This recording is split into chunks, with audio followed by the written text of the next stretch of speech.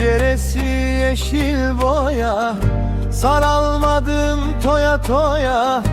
Eğer sarsam toya toya, mum yakarım boydan boya. Penceresi altın parmak, antım olsun seni sarmak. Ağzı şeker, dili kaymak, olur mu güzele toymak? Penceresi oymak oymak, olur mu güzele toymak? Bir söz için şu güzelliğin, olur mu boynunu vurmak?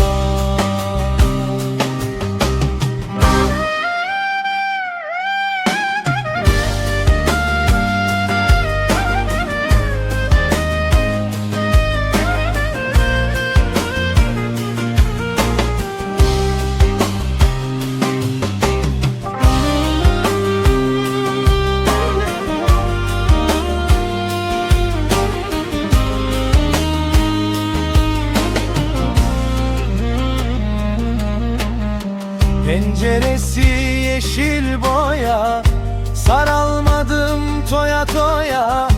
Eğer sarsam toya toya, mum yakarım boydan boya.